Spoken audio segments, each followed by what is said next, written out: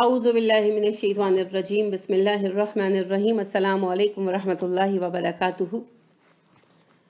جنت میں لے جانے والا ایک اہم عمل ہے دوسروں کے کام آنا۔ لہٰذا آج ہم یہ دیکھتے ہیں کہ مسلمانوں میں یہ جذبہ بہت کم ہو چکا ہے، یعنی کسی بھی سطح پر آپ دیکھ لیں، حادثات ہوتے ہیں، قدرتی آفات آتی ہیں تو ہم میں ایک عجیب سی بے حسی آ رہی ہے، کوئی کسی کو پوچھتا ہی نہیں ہے، محلے داروں کا نہیں پتہ۔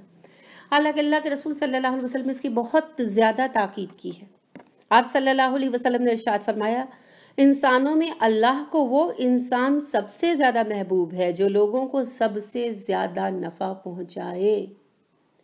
تمام اعمال میں سے اللہ عز و جل کی بارگاہ میں سب سے زیادہ محبوب عمل وہ خوشی اور مسرت ہے جس سے تو کسی مسلمان کو مالا مال کر دے، یا اس سے کسی غم اور پریشانی کو دور کر دے، یا اس کا قرض ادا کر دے، یا اس کی بھوک کو ختم کر دے، یعنی کھانا کھلا دے۔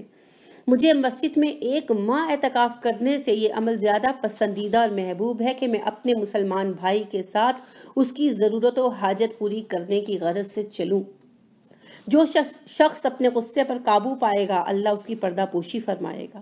جو شخص اپنے غصے کو جاری رکھنے اور نافذ کرنے کی قدرت کے باوجود پی جائے گا تو اللہ قیامت کے دن اس کے دل کو رضا کے ساتھ بھر دے گا، یعنی وہ خوش ہو جائے گا اللہ رب کریم کی عنایت پر۔ جو شخص اپنے مسلمان بھائی کی ضرورت پوری کرنے کی غرض سے اس کے ساتھ چلا یہاں تک کہ اس کو پایہ ثبوت تک پہنچا دیا تو اللہ تعالیٰ ایسے شخص کے قدموں کو اس دن جما دے گا جس دن قدم پھسل جائیں گے، حشر کے دن۔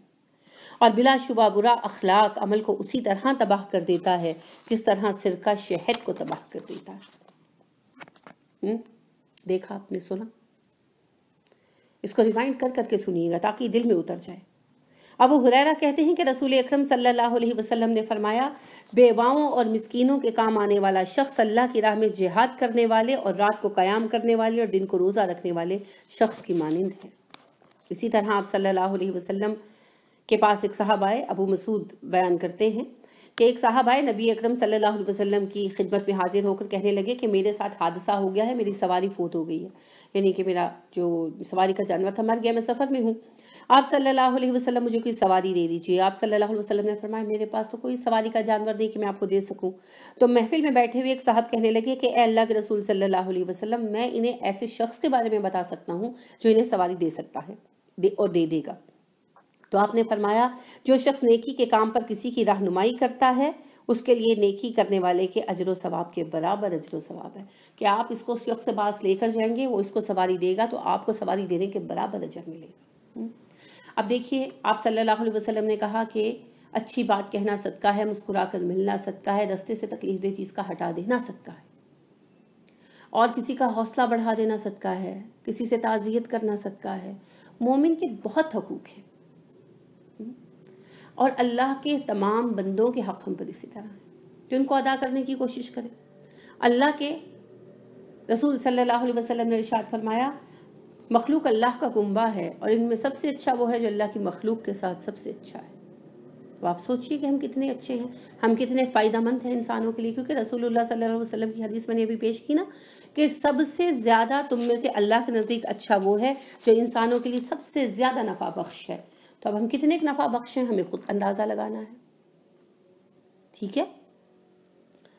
تو عمر فاروق کے بیٹے عبداللہ بن عمر رضی اللہ عنہ مسجد نبوی میں معتکف تھے، تو ایک صاحب ان کے پاس آئے، کہنے لگے کہ ایک صاحب نے سے میں نے قرضہ لیا ہے تو مہلت پر میں ادا نہیں کر سکا، میں نے ان سے مزید مہلت مانگی ہے۔ تو وہ کہتے ہیں کہ اگر ابن عمر آ کر سفارش کریں تو مہلت دوں گا ورنہ نہیں دوں گا۔ ہو سکتا ہے وہ صاحب جو قرضہ ہے جس سے قرضہ وصول کرنا تھا اس نے سوچا ہو کہ ابن عمر جو ہیں وہ تو اعتکاف میں بیٹھے ہیں۔ بہرحال یہ بات سن کر عبداللہ بن عمر اٹھے اور ان صاحب کے ساتھ چلے گئے، ظاہر اعتکاف ٹوٹ گیا۔ انہوں نے جا کر ان سے بات کی اور مہلت دلوا دی۔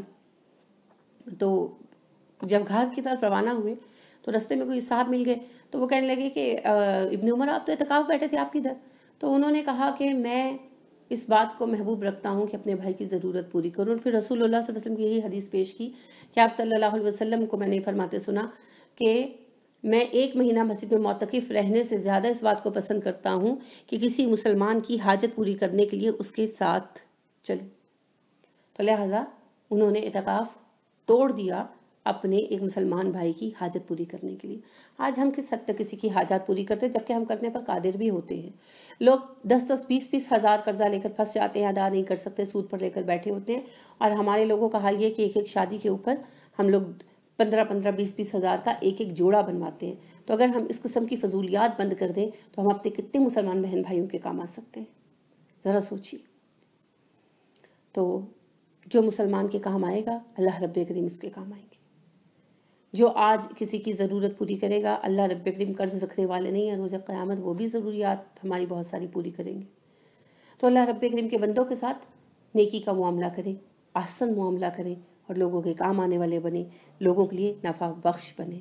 اللہ ہمیں توفیق عطا فرمائے، آمین۔ سبحانک اللہم و بحمدک ونشہد ان لا الہ الا انت ونستغفرک ونتوب الیک۔ السلام علیکم ورحمۃ اللہ وبرکاتہ۔